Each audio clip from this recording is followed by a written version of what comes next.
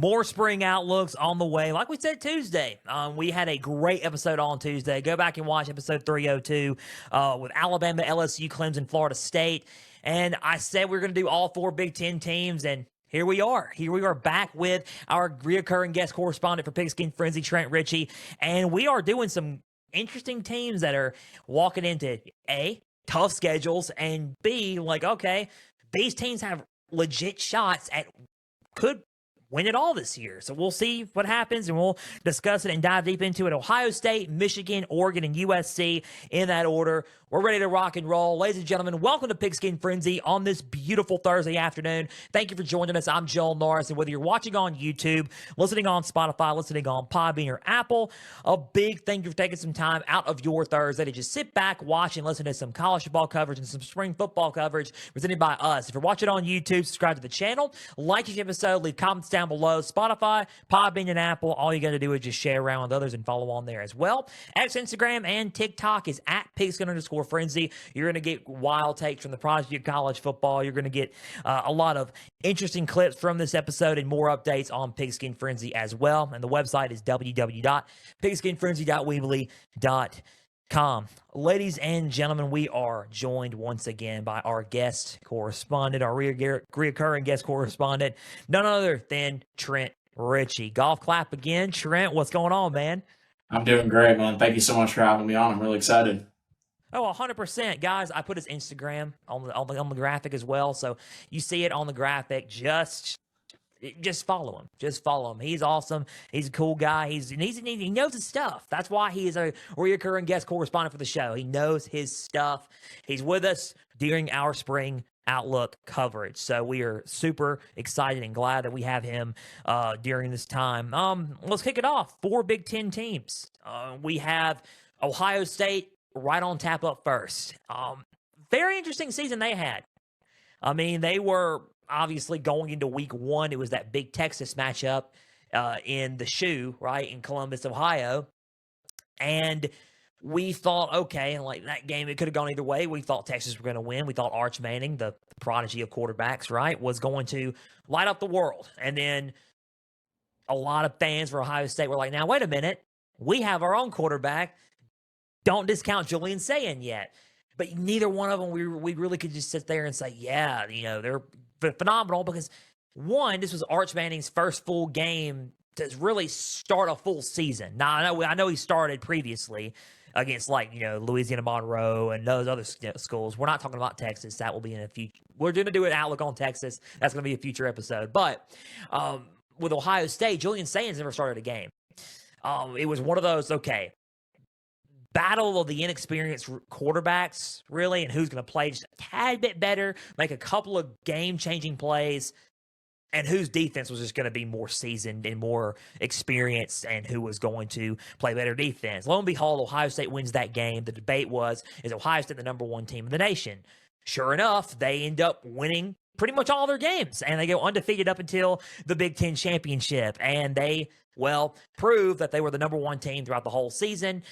Lo and behold, here comes the Indiana Hoosiers. Like, everybody's on, you know, when they see that IU on their schedule, they're like, okay, a little bit worrisome. And then when they saw them beat Ohio State, they're like, okay, that's going to be everybody's kryptonite. Probably they're going to win the national championship. I was one of the first things I said they were probably going to be in the national championship. After they won that Big Ten title, I thought Indiana was going to be in. But I said Ohio State, okay, they lost the Big Ten. They're going to get a bye. Right? We all thought that was going to happen.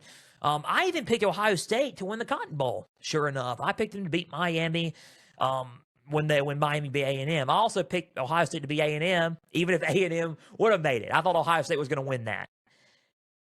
Again, lo and behold, things turned out a little bit differently. Brian Hartline, the offensive coordinator, decides, okay, I'm going to go finally become a head coach. I'm going to go to G6 South Florida, which congratulations to them. Hope to have Brian Hartline on the show one day. Goes to South Florida. Brian Day takes over the plays, I believe. There's conflicting reports on if he was coaching the Cotton Bowl or not. Who knows? But Ryan Day called the plays for the Cotton Bowl. Lo and behold, Miami ends up, you know, maybe not score-wise, but on the field, just kind of blowing out Ohio State in that game. Ohio State goes home and loses the Cotton Bowl Still didn't have a good track record on New Year's Eve playoff games, but now they come back into 2026. You think, okay, they're hungry because they get Julian Sayin back. He's full season starting. Okay, he should be a lot better this year. You get Jeremiah Smith, who is he will be the number one receiver in the 2027 NFL draft, hands down. He's done enough. I think he will be. Yeah. Now, here's the only thing. There's the kicker, and I'm gonna get with you, Trent. I'm sorry for the long-winded. This is how we do our intros for the teams, recapping it. Good. I mean, the only kicker here is Arthur Smith becoming the new offensive coordinator for Ohio State. That's a big kicker here. So, segue into that with our spring outlooks, because they start their practice coming up on Tuesday, right? It's March 5th today. Tuesday, March 10th is when they will begin their spring practices. They'll have 15 sessions, and then on April 18th, they will have their last one, which is their spring game in Columbus, Ohio. So I'm going to start with you. What are the three things you want to see from them this spring?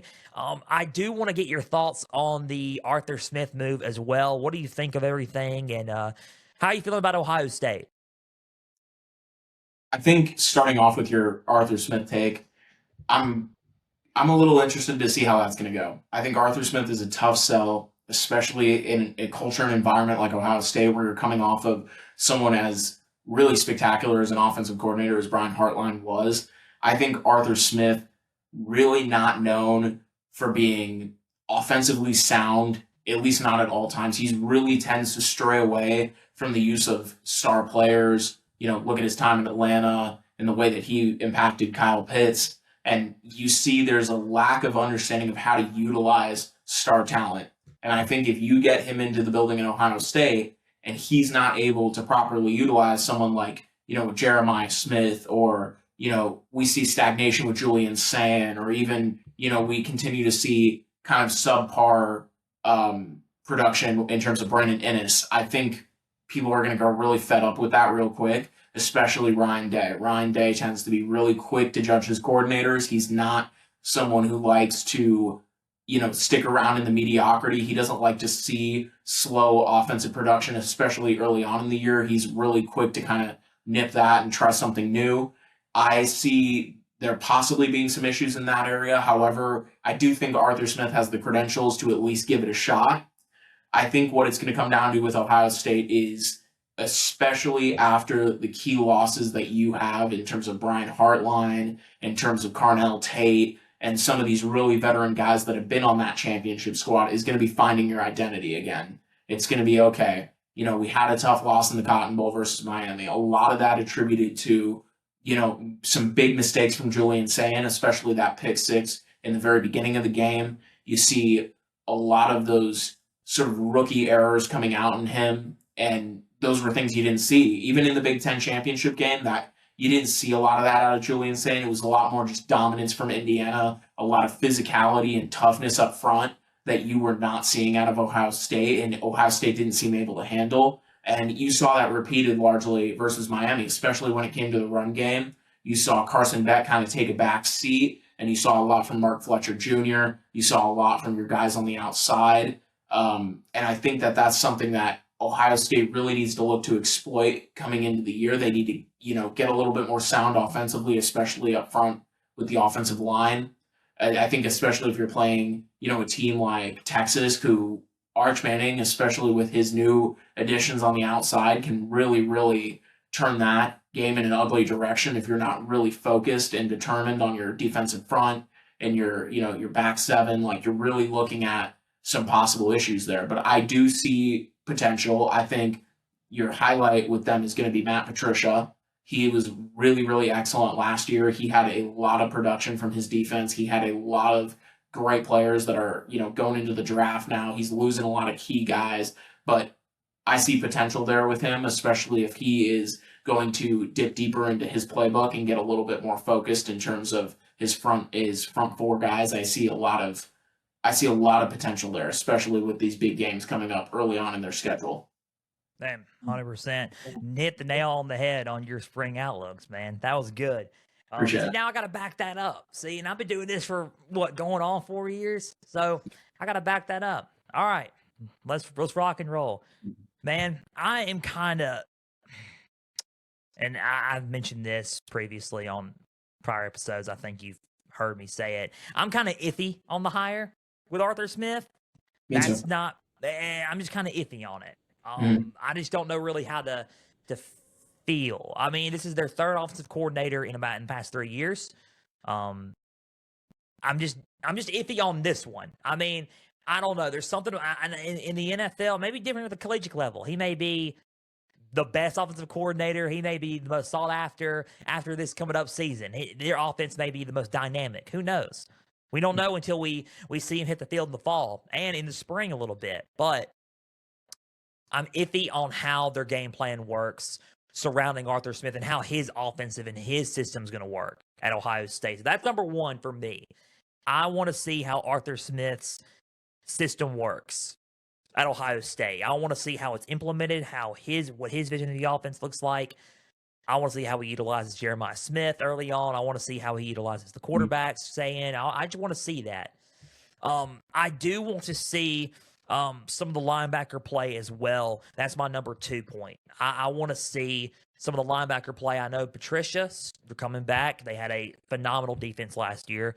Yep. I know they're losing guys like Arvell Reese and Sony Styles. I do want to see what's going to happen to the linebacker spot. I know Peyton Pierce is supposed to be the guy that's going to, kind of take the reins and be the leader of that linebacker crew coming up into the, in the spring and in the fall. But I do want to see who else is going to step up to the linebacker spot for Ohio State. So that's number 2 for me. Also, you get Carnell Tate, right? Carnell Tate's no longer with them. Jeremiah Smith is the wide receiver 1, clear bona fide. He was that even with Carnell Tate there. But who's going to be that wide receiver 2? I know they get Mylan Graham from Notre Dame. They got Kyle Parker from LSU coming in as well. Which one of those two is going to step up as the wide receiver number 2 beside Jeremiah Smith? So that's a third point I want to bring up too. Some of that depth at the Ohio State wide receiver position there, even though we're used to them, being, elite at wide receiver anyway. Cortez Hankton, formerly at LSU, now the wide receivers coach at Ohio State. So, different outlook from what I had in 3 outlook points that I had from last year. Was curious about Matt Patricia. I am curious about their defense in terms of linebacker spot, but I think their defensive line is going to be fine. I'm not really worried about their secondary. I am worried about a little bit about who's going to step up in place of Caleb Downs a little bit, but not as much as I am worried about the linebacker spot for Ohio State. I think Ohio State's going to be fine. They're going to replace some good talent. They're going to have some really good talent on that defense, but just the linebacker spot's the main key thing, and the main thing is Arthur Smith's system in the offense. So that's really my spring outlook for Ohio State, honestly. I would say Smith. Go ahead. I would say one thing, and that comes down to the receiver room. You were talking about depth and maybe some areas that could be improved there. They did get Quincy Porter Jr. He was a 5-star recruit, heavily touted out of high school. He kind of initially committed, and then after the loss of Hartline, he was a little hesitant to stay. He was talking to Oregon a little bit, but they ended up wrapping that deal up and getting him in the building. I think he's going to be a big name to pay attention to. And again, I know Ohio State fans keep hearing this every year, but maybe it's, time for Brandon Ennis to step up a little bit and really embrace his role in the offense. He hasn't done so the past couple of years, but really excited to see the possibility of that. But ultimately, when you have depth like that in the room, it is, like you said, going to fall on Arthur Smith and whether he is able to properly utilize it or not. And not only that, you get Chris Henry Jr. coming in. He was in 20, I believe it was going to be in 2027, but now he's, class of 2026. I think he reclassified if I'm not mistaken. But yeah, he's 18 years old, freshman, son of the late Chris Henry. He's going to be I think what he has the tangibles of being Ohio State's next breakout receiver, which is going to be interesting to see. Cannot wait to see him play. I know he'll play soon enough. Most likely he'll be the next guy after Jeremiah Smith, but we will see what happens there with Ohio State. The number one thing that I want to see is Arthur Smith's system. How's it going to be implemented during the spring, and how's it going to be implemented heading into the fall? Number 2, the linebacker spot. I want to see what's happening with the linebackers for Ohio State now that they're replacing Sonny Styles and Arvell Reese. There, number 3, the depth of the receiver position. Obviously, Quincy Porter Jr., you got Chris Henry Jr., you have Kyle Parker coming in from LSU, Mylan Graham coming in from Notre Dame, which, by the way, uh, you know, classes, football and classes and everything. We saw that the other day. But overall, those are the 3 things that I want to see from Ohio State. That's really our spring outlook. So they will play their spring game on April 18th. Excited to see them play. Excited to see what's going on there with Ohio State. So that's their spring and our spring outlooks. We'll do spring results on them in about a month. Interesting enough, we're going to go to their rival. That's our next spring outlook team. That's our second team that we're trying to talk about. The team over there, as Ohio State would say, that's Michigan. A lot of things happened with Michigan during, literally at the first part of January, like literally Happy New Year almost, or getting close to New Year's at least. Happy New Year, early December, right before Christmas. It's like, oh shoot, didn't see this coming with the coaching change and everything. Yep. And then around Christmas time or after Christmas time, you get the news that, oh man, the man that you thought was going to be done with coaching after he left Utah was in consideration for the Michigan job, and that's who they wanted. The eyeballs just widened when they saw that news, and lo and behold, Kyle Whittingham is the next head coach at Michigan. Michigan had an okay season last year. I mean, I wouldn't say it's spot on or perfect, but they had a decent enough season. If Michigan would have beaten Ohio State, chaos would have ensued. They probably would have snuck into the playoff, maybe. But Ohio State was just too good last year. They couldn't overcome them. Now, let's see how they do this year with Kyle Whittingham. I think the coaching change is going to be good for them. I think it's going to make a huge difference. I am curious to see with that staff, because he's bringing Jason Beck with him from Utah. He hired Jay Hill from BYU to be their next EC. That staff looks really good. They're going to be rated pretty high in the preseason, I believe, and they should, because they've built a lot, right? And they recruited very well too. So I'm going to start with you, Trent. What are you looking forward to seeing out of Michigan, and what are some of the things that you're excited to see? I know you're going to get to your 3 points too, but what are you just looking forward to seeing from Michigan come spring? You know what?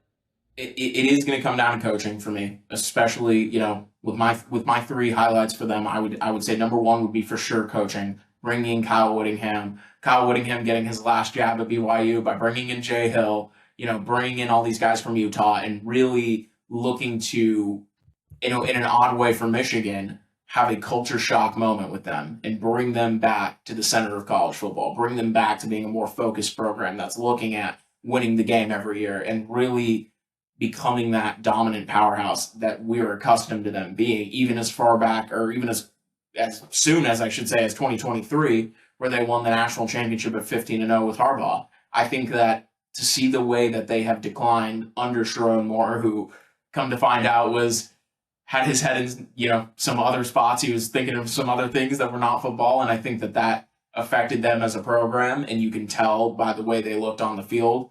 I think that would be a big one for me, would be seeing how Kyle Whittingham, adjusts, especially culturally, but even schematically. I mean, Jay Hill has that 4-2-5 defense, really, really aggressive, changing a lot of fronts, especially, adding a lot of blitzes that maybe Michigan wasn't as accustomed to. Michigan was a little laxed on their defense last year, a little bit more kind of your base format. They weren't really anything that was, shocking or anything that you would be accustomed to even under Harbaugh. You can tell that there was something missing there, and I'm excited to see what Kyle Whittingham brings in. As my 2 point, I would say the offense, especially looking at Bryce Underwood. I see a lot of potential there, especially with the way that they dealt with Devin Dampier last year at Utah. I saw a lot of, QB runs, a lot of QB power, a lot more interest in the run game. I think that would really suit Michigan well, especially with Bryce Underwood having a bit of a turnover problem towards the end of last year. He was a little bit gung-ho. He kind of didn't really have the kind of production in the air that many were thinking he was going to. And I could definitely tell that was missing, especially, even in your bowl game against Texas, you could tell there was a bit of a mismatch there between him and Manning. There was definitely something, to be vied for there in terms of, production in the air. But I could see that being a lot better next year, especially if they really zero in on the run game. They're getting J.J. Buchanan out of Utah, who is a great tight end wide receiver hybrid. They're probably going to be look to using him a lot, especially, I imagine, from the tight end spot. As my third point, I would definitely say it's tough because I could see them bringing in a couple more pass rushers, or I would have wanted them to bring in a couple more pass rushers, but you didn't really see that out of them this year. But I could still see a very, very aggressive linebacking pass rush core. I could see that being something that really is good for their defense, specifically in terms of a position group. But I think ultimately it is going to come down to Kyle Whittingham, his system, his culture, zeroing in on the game, on your big ones, on your Indianas, on your Penn States, and really becoming the dominant force in the Big Ten for years to come. Man, mic drop on that one. Michigan has their spring practice. They start on March 17th, so they start the week after Ohio State, pretty much, on St. Patty's Day. So, which is pretty good. So we're green. All you got to say is that we're green for Michigan. No, but for real, they start there. Their spring game will be on April 18th, the same day as Ohio State's, and they will have their spring game there. So it was kind of interesting, and I'm going to get to my spring outlooks, but when I say they had their spring games, it's kind of refreshing to say that, because a lot of the other ones are like, okay, we don't really know if they're having their spring game or not. But when you see Ohio State and Michigan, it's like, okay, we have a firm date. So that's pretty good, right? We're off to a good start with these two teams. We have a firm date on the spring game and practice and everything. So I agree with you, man. I mean, I think new leadership and staff, how they're going to be locked in as a unit, that's my number one thing. What's the mindset going to be, and how is that going to be implemented in the spring, and how is that going to be implemented in spring practice? How's everybody going to lock in with it, and digest it, if that makes sense, right? I think mentally is the number one thing I want to see. How are they going to be mentally? Because honestly, and I mentioned this on the episode talking about the coaching change and everything, they went through a lot during that. They see all the stuff that's happening, right? They know what's happening. So they're like, okay, a whole new leadership group's coming in, whole new coaching staff's coming in. We're so used to this way. Now they're doing it a different way, and they got to adjust and learn. It's a whole different period. So it's like, how are they going to, how are they going to lock in on that, and how are they going to digest that mentally? So that's number one. I think offensive line rebuild is going to be another one. I think they got to retool the offensive line a little bit. They have sophomore candidates, on my notes here: Blake Frazier, Jake Warner, Andrew Sprague. Those guys are going to be competing to be in the lineup in the offensive line. They're talented offensive linemen. I kind of want to see how they're going to, the offensive line is going to hold up, and how they're going to kind of start retooling that during the spring as well. I think defensively, honestly, I mean, I'm not super worried. I think schematics are going to be really good with Jay Hill. I mean, he was really good at BYU, right? So I'm not too worried about Michigan defensively. I mean, the defensive line, maybe, but not too much. I know you got John Parker Daly there. That is going to be something. He's one of the best players on that defense. Automatically. When he transferred, he's automatically there. The best defensive player on their team. But I want to see who's going to help him out on the defensive line, right? Besides just him. I know he's going to be the star playmaker on that defensive line, but I want to see who's going to help out a little bit and step up around him. So, overall, that's my three things that I kind of want to see during the spring. Another question about Michigan that I have for you is, I know that their schedule is going to be interesting. When you look at their schedule, as I type it in, are you worried at all about, like, okay, or let me just say it this way or reword it this way. Is this a team that you look at and think this is going to be a year one automatic, they're going to contend for a playoff? Or do you think they're going to be a team that's, okay, they're just shy of it? You know what? Because of their funding and because of the situation that they have at quarterback, and because of really how well they performed last year despite the real cultural downfalls under Sharon Moore and the lack of focus that his leadership team was bringing to the table. I really think they are right there. I think they are college football playoff bound. I think they're ready for that opportunity. I think they're ready to get back into it and ready to really show Bryce Underwood off as the number one recruit that he was and how important he was to poach from Brian Kelly at LSU and how important he's going to be to that program going forward and how much they want him to elevate and eventually reach NFL level, which I think he is destined to become. So I would really say if they had a little bit of a worse year last year under Sharon Moore and there was a lack of focus on the team level, I would have really said that they're going to be kind of on the cusp of a missing, but they really performed quite well last year despite the, the lack of leadership and the real pitfalls that they had in terms of Sharon Moore's, external dealings and the stuff he had going on outside of football. I think to see Bryce Underwood, perform like a freshman does. He had a lot of mistakes, many big ones, had a little bit of a fumble problem, had a lot of problems with his interceptions toward the latter half of the year, as well. I think to see those, but to still be able to, even early on in that game, they were up against Ohio State. They really looked like they had them on the ropes. They looked like that they were ready to pounce, but because of that lack of focus that the program had as a whole, you could see that the players were unable to capitalize on those big turnover and missed opportunities from Ohio State, and I don't think you'll see that under Whittingham. So I see a real good potential for a college football playoff team. Oh, I mean, and that's another point that you brought up, Bryce Underwood. That's my point, I guess, 3B, right? I have a 3A and a 3B with a defensive line. 3B, the continued development of Bryce Underwood. I think he's going to be even more developed after starting a full year. How is he going to be even developed even more during the spring? So that's another point that you just brought up as well. Their schedule's a little bit. I would say their first few games may be a little bit okay. Like you look and you're like, okay, not hard, but not too easy, if that makes sense. I get it. Western Michigan, week 1, but then you got week 2, Oklahoma at home. Yeah. Key advantage is it's at home. And Bryce Underwood has had a whole year at that point to develop from that last meeting they had in Norman. So then UTEP, then they play Iowa. Iowa's not going to be a slouch. Iowa played really well this past year. I expect them to be somewhat of what they were last year. Iowa on the 26th. They don't have their first away game until October 3rd.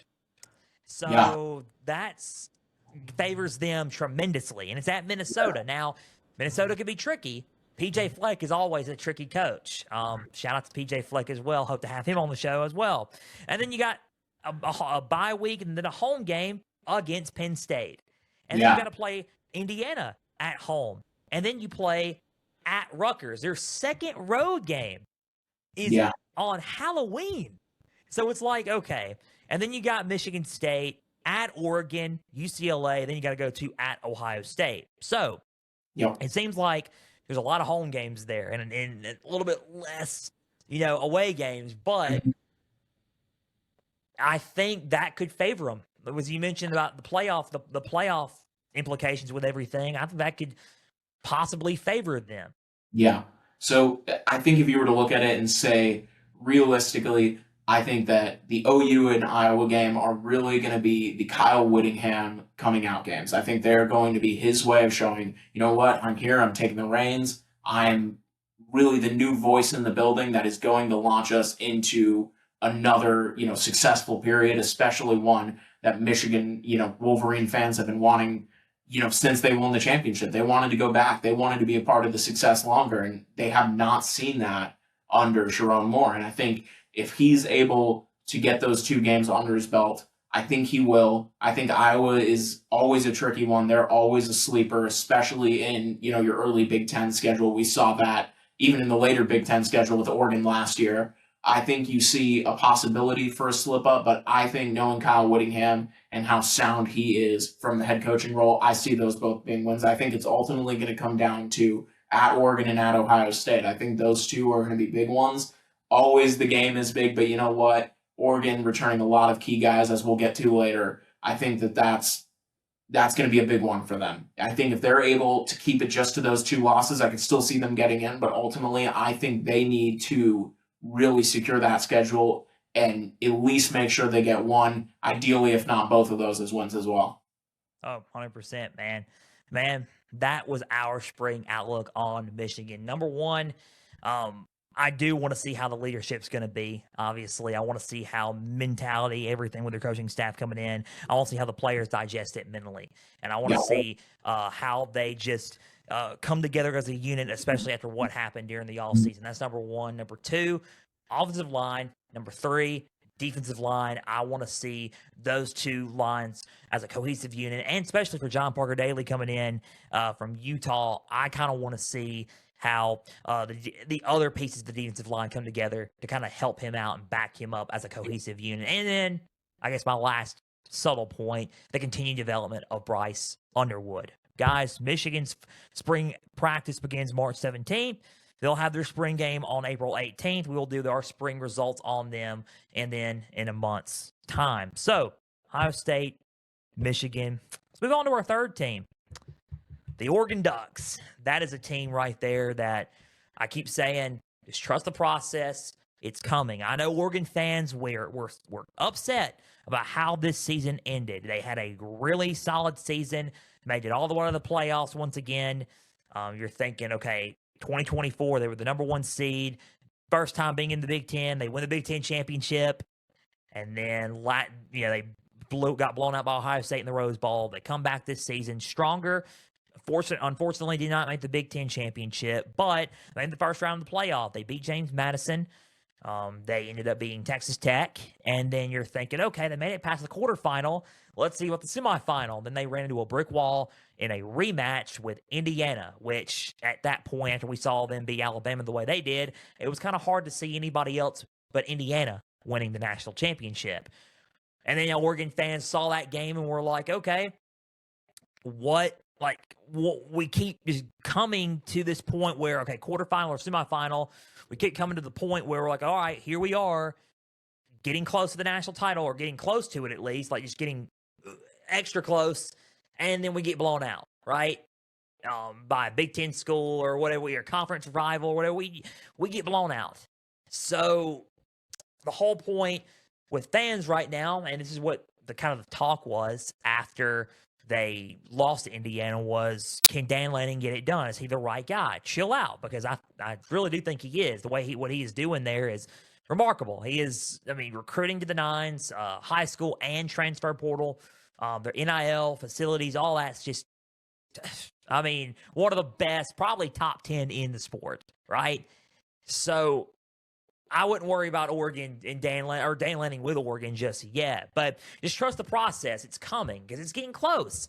You're either A, going to make another national championship appearance here shortly, or B, win your first national title. That's the only thing that's eluding them, is they made it to the national championship before.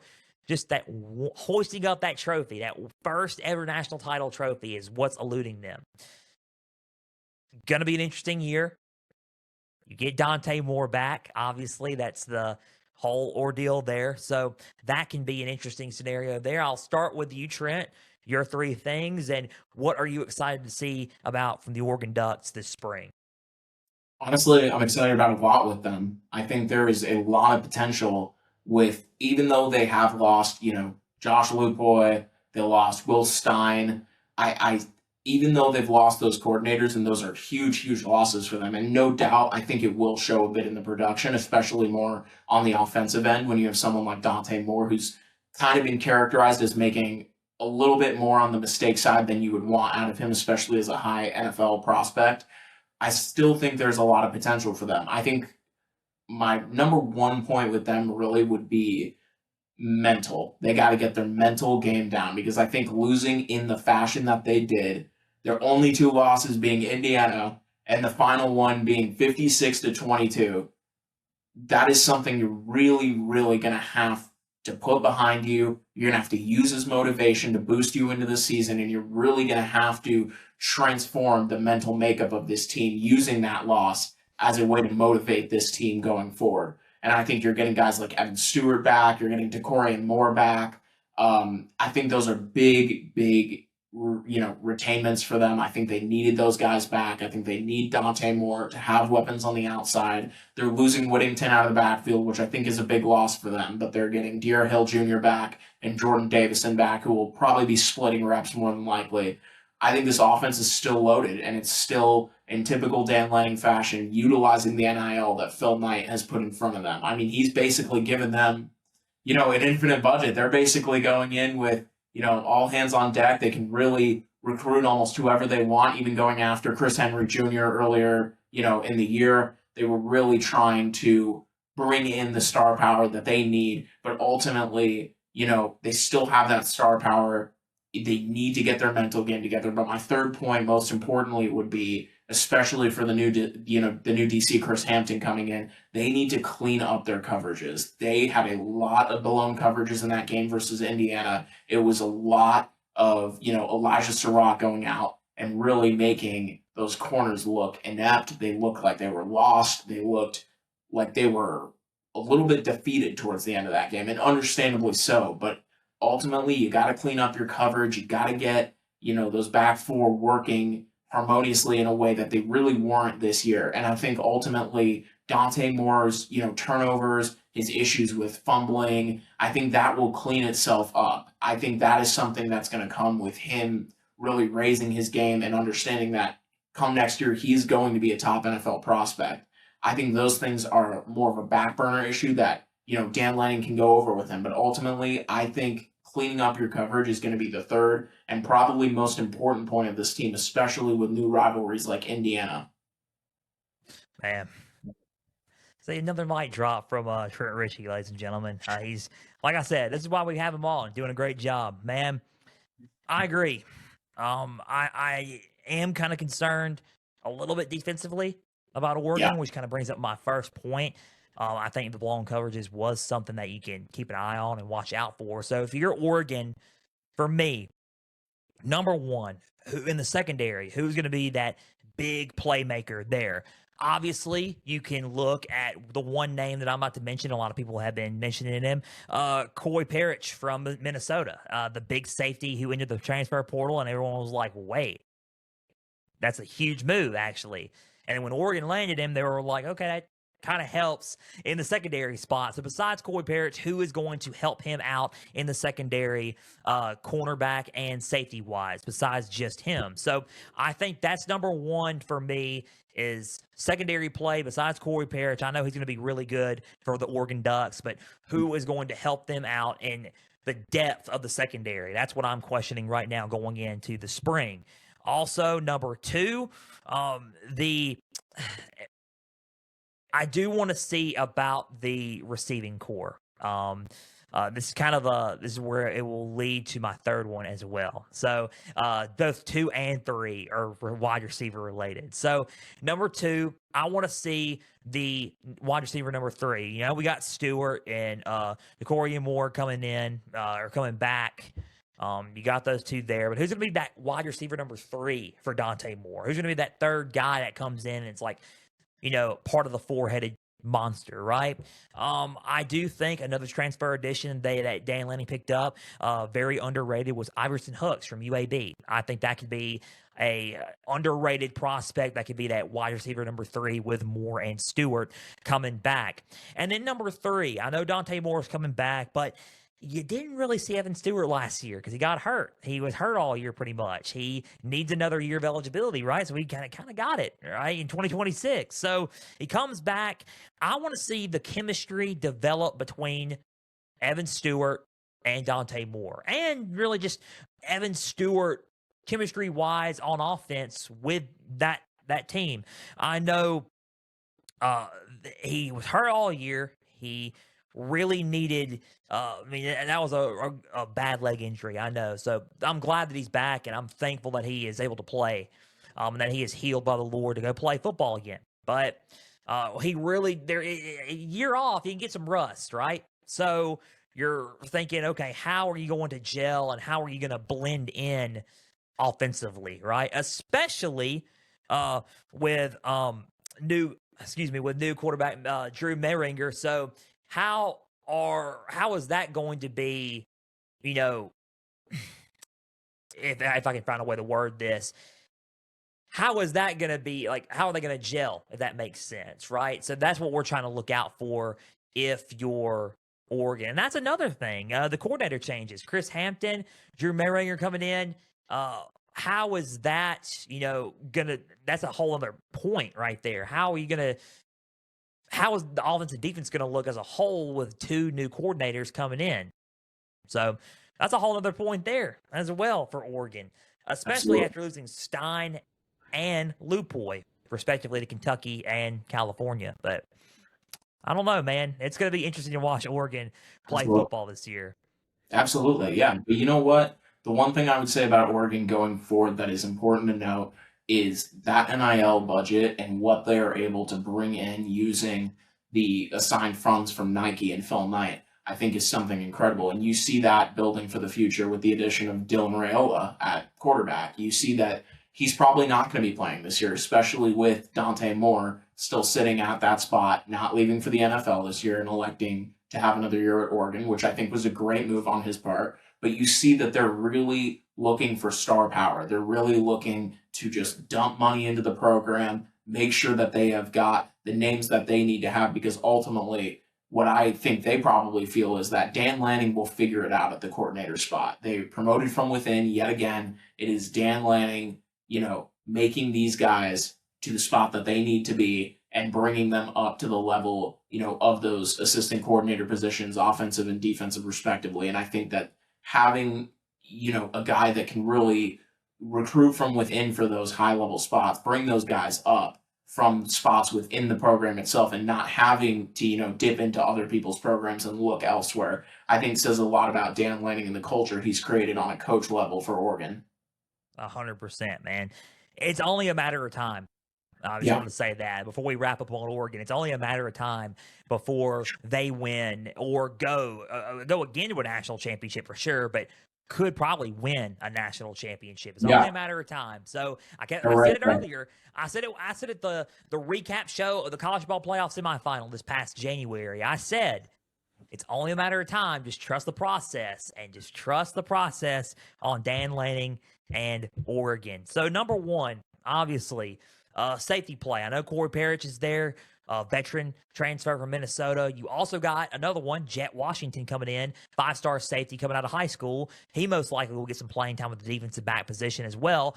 The secondary, that's what I want to see. What's going to happen there and how is that, going to, make an impact and gel in 2026. Number two, receiving core. Who's going to be that third guy up behind Moore and Stewart? You got guys like Iverson Hooks coming in who could be that guy, right? In wide receiver number three. And then number three, that connection and that, Stewart coming back, how is in Moore coming back, how are they going to gel within the offense, especially after being out so long, right? So how is that going to look chemistry-wise, and how can they make an impact and kind of get accustomed, throw off the rust and get back and play into that offense as well under Drew Meringer and Chris Hampton, your defensive coordinator change there. So how is everything going to adjust there? So that's my point B to my third point. But Oregon, those are my 3 points, and those are my spring outlook. For Oregon, their spring game, I believe, if we look on their spring game, is set for April 25th. They start practice here in a couple of days, around, I think mid-March around here for Oregon. So April 25th will be their spring game, and that's when they will end their spring practice. That's our spring outlooks on Oregon. We will have our spring results on them coming up within a month's time. Last but not least, interesting, did a couple of videos on them, especially clipped a couple of videos from them on previous episodes of Pigskin Frenzy talking about them. I'm high on them, but I'm also you have every right to be skeptical on them. It is USC as we round out this episode. Before we round out this episode, it's USC. USC had a year where I said last year they needed to win at least 7 to 9 games. That was they needed to win it, or at least 8 games. At least. They needed to win at least that. They did. They accomplished that. I think they accomplished more than what I thought they were going to accomplish, honestly. Competing in what was a college ball playoff eliminator game against Oregon. Did they lose? Yeah, they lost. But guess what? They came to that point and they reached that point. Now, the number one recruiting class, they had a decent, I would say pretty good, decent transfer portal class. They're returning a lot of guys from last year. Jaden Mayava being one of them at quarterback. I know they lose Makai Lemon, which we're going to talk about the receiving core here in a little bit. There's room to be positive and excited. If you're a Trojan fan, if you're out in LA, like, are we about to witness the rebirth of USC back at the national spotlight, back in the old glory days of Reggie Bush and Matt Leinart? Are we going to get to that point again? Who knows? There's room for optimism because of how star-studded and talented your team is, but there's also limitations to where you're thinking, okay, we've been let down before. So it's like, I don't want to get so excited about it, right? So there's a lot of factors going in for USC, probably more than most. They have a very tough schedule, but they're talented, very talented. So, Trent, I'm going to start with you. Your spring outlooks, what are you excited about seeing with USC? Yeah, so yet again, I feel like a broken record on this, but my number one is going to be yet again coaching. I think ultimately a lot of college football comes down to coaching, but I think especially with this USC program and looking at the way Lincoln Riley has developed these players even early on with this program, they've hit somewhat of a plateau. And I think even with a great year last year, which I think maybe ended a little less desirably than they would have wanted, but ultimately I would say was a successful year. I think you still gave up really key losses to teams like Illinois on a field goal, midway through the year. That could have been a big stepping stone for USC to keep in the national spotlight and to keep the possibility of playoff hopes alive. And ultimately, losing games like that and then having to play Oregon towards the end of the year is really going to hurt those chances if you let those games up every single year. And I think ultimately it is going to come down to what can Lincoln Riley offer. His recruiting has been excellent by all metrics. I think he's using a lot of the credentials he's gained in his past over at his time in Norman, which I think is great. And I think all things considered is noteworthy, especially the way that he was able to bring so many different faces at quarterback to the college football playoff. And while not really seeing a whole lot of success there, and you could argue a lot of that was due to OU as a program, I think seeing his offense on the table every year and the way that they were able to bring such serious faces and names into that offense and rotate them in and out seamlessly and still bring that same kind of production is something noteworthy. And I think you see a lot of that in USC as well. And I think my number 2 point would really be, how are you going to fill the gap that Makai Lemon is going to leave, especially, when you have a receiver core that, during TCU, that final game against TCU looked a little thin. It was a big part of why Mayava was not able to get that offense going. You saw a lot of drops. You saw a lot of key missed opportunities from that receiving core, and I think that that's something going forward that you're really going to have to look into, especially if, you're bringing back Jordan Mayava. You have him back in the building again, which will lead to my third point, but you need somebody for him to get that ball to, and ultimately that is going to tie into my first point about Lincoln Riley. He really needs to make sure that Mayava has options on the outside. My third point would be Mayava himself. I think he has been excellent, especially, started off the year with a 9-to-1 touchdown interception ratio. That is a great start to the year. He really started red hot. He's got a really great arm. I think he's got, maybe some issues.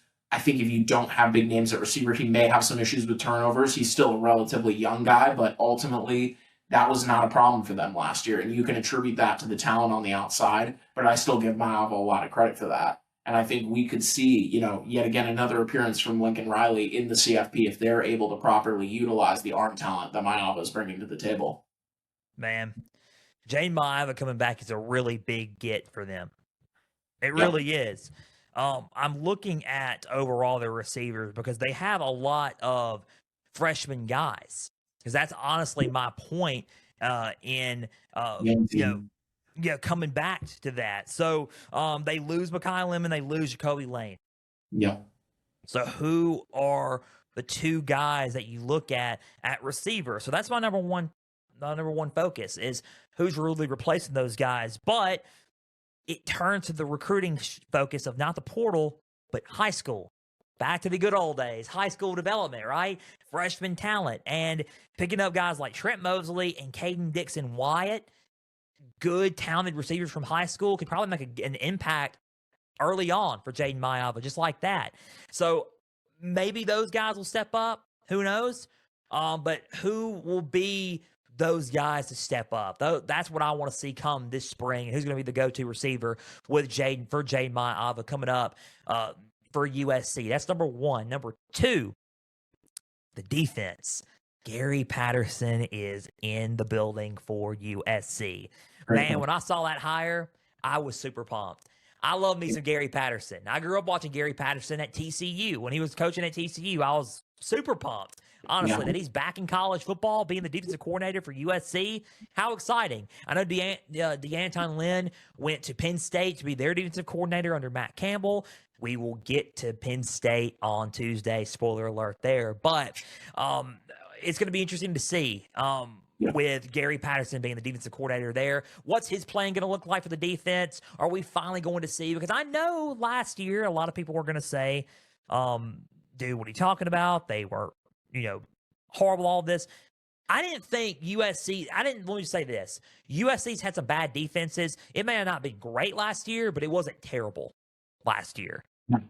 I will say that. Defensively, they were a little bit better last year. Yeah, they were. Can they be even better this year under Gary Patterson? That's my second point for this. Getting fired up about Gary Patterson. Number three on this. Number three.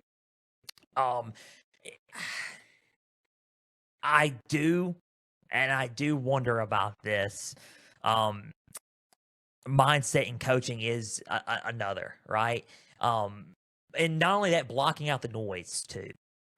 Because I think that's and I know it's kind of weird to say, mentality again, but it's true.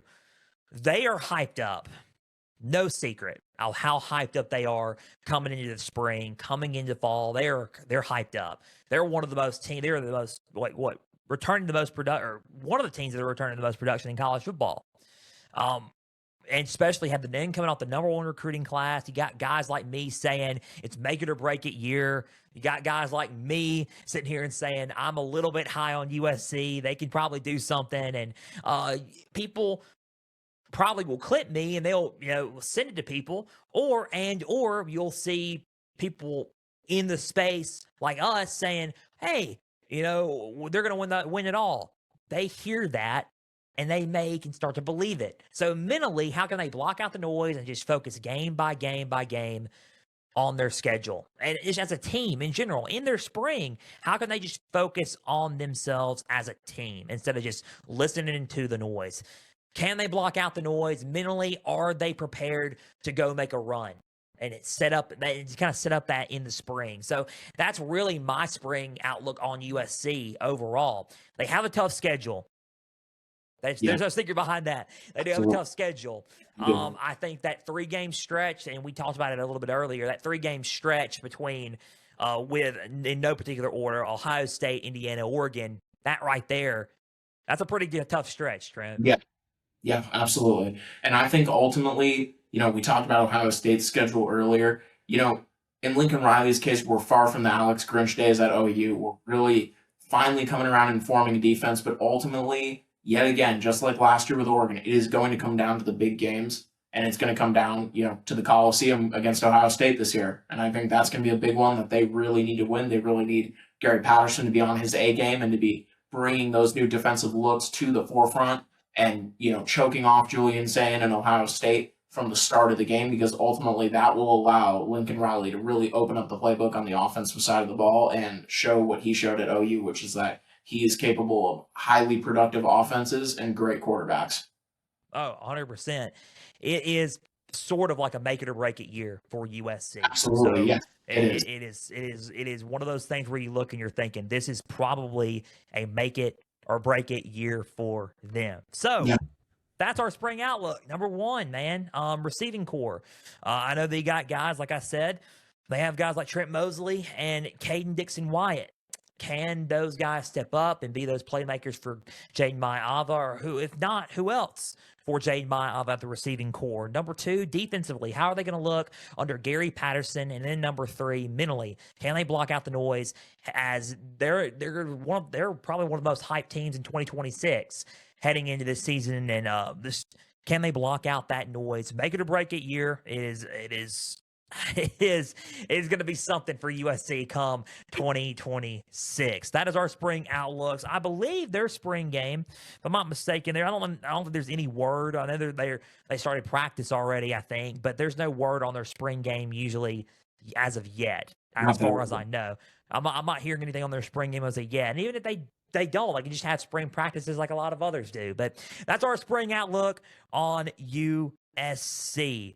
Final thoughts before we head off, Trent. Between the 4 teams, is there one that you're excited about or like concerned about out of the 4 teams? I would say I'll go through each one of them because I think I've got very different thoughts on each one of them. I would say USC, the word I would use is cautious optimism. I think there is a lot of reason to be excited about them, but you know what? We've kind of done this song and dance with Lincoln Riley before. I think there is a good reason to be reserved about that. When it comes to the other 3, I would say Oregon, I'm probably the most confident in. I think they're going to be right back in the forefront where they have been, the last 2 years, especially in this new 12-team format. They've been very, very successful, and I see that continuing, especially returning Dante Moore and with the, immense NIL budget you have in your back pocket if you're Dan Lanning. I think the one that concerns me the most is probably Ohio State. I think a lot of people are giving them, credit, and, credit where credit is due. They do deserve that. They really have, been in the precipice of college football and in the playoffs every year of this 12-team format, and they've really had a lot of success. But I think, they have a little bit of a tougher schedule than people are, maybe looking into. I think, especially for me, that week 2 game against Texas is going to be a really tough one. I think Arch Manning can put on a real show and maybe make this, this Big Ten, these Big Ten spots really interesting, especially, for the playoff picture going forward, because I think that is a team that's really hungry to get in as well. I think Michigan is the one that I see a trajectory for them that's relatively clear. I do think they make the playoffs this year. As a matter of fact, I would probably say I think with a high level of certainty that at least 3 of the 4 of these teams make the playoffs next year. I think the 2 that I leave on the outside right now are USC and Ohio State. I think Oregon and Michigan are going to be in the playoffs next year. I see high potential for that, but ultimately at the end of the day, it's going to come down to that Ohio State USC game at the Coliseum. Who wins it? I would pretty much say it's a toss-up right now, but you know what? We'll have to see it played out on the field. Yeah, 100%. Man, Trent, again, thank you for joining us. Man, it is fun doing the spring outlooks, and it's fun having a partner in crime where you can do these spring outlooks with me this year, because I'm used to doing it by myself. So this is like my 3rd, 4th year doing this, so it's kind of interesting now having a partner in crime doing it with me. So I appreciate you taking time out and doing it with me, and we'll see you Tuesday, because I know you're coming back Tuesday for spring football. But we are out of time, ladies and gentlemen. So a big thank you for taking some time out of your Thursday to just sit back, watch, and listen to some college football coverage and some spring football coverage presented by us. If you're watching on YouTube, subscribe to the channel, like each episode, leave comments down below. Spotify, Podbean, and Apple. All you got to do is just share around with others and follow on there as well. X and Instagram is at Pigskin_Frenzy, as well as TikTok is at Pigskin_Frenzy. Follow like the pages there. You're going to get clips of me talking about wild things of college football and the wild sport that it is college football and more, and episode updates of Pigskin Frenzy on there as well. Website's www.pigskinfrenzy.weebly.com. Guys, we're so thankful you tune in each and every Tuesday and Thursday, because without you guys, we would not be doing this, and we would not be here in college football media. So we give you, a much amount of credit just for tuning in each and every week. We love you guys. We're so thankful for you guys. Most importantly, we could not do this without our Lord and Savior Jesus, because without him, we would not be here. We would not be here just talking about college football, and we would not be just living out our dream and chasing our dream, talking about college football and providing content to you guys. Knowing Jesus is the best decision you can never make in your life. So come to know Jesus. You can contact me at X and Instagram and TikTok at Pigskin_Frenzy, as well as the website www.pigskinfrenzy.weebly.com. Best decision you could ever make in your life. He is King and Lord of Lords, and we're so thankful that he's blessed us with the platform to spread his name across all platforms and to talk college football. Guys, we will be back on Tuesday. Me and Trent, we're going to cover more spring outlooks. And, I mean, 3 teams from the Big Ten, 1 independent. I mean, you might have heard of Notre Dame. Might have. We have Notre Dame coming up. We have the defending national champions in Indiana. Google them. They win and probably win championships. We have Penn State, and we have could be a reemerging team in Michigan State. That's why we're doing a spring outlook on Michigan State. Could be a reemerging team. We will talk about that on Tuesday. Guys, that's Trent Ritchie, our reoccurring guest correspondent for Pigskin Frenzy. I'm Joel Norris. We're signing off. We will see you Tuesday. Have a great weekend. For everybody out there, please and always stay the course.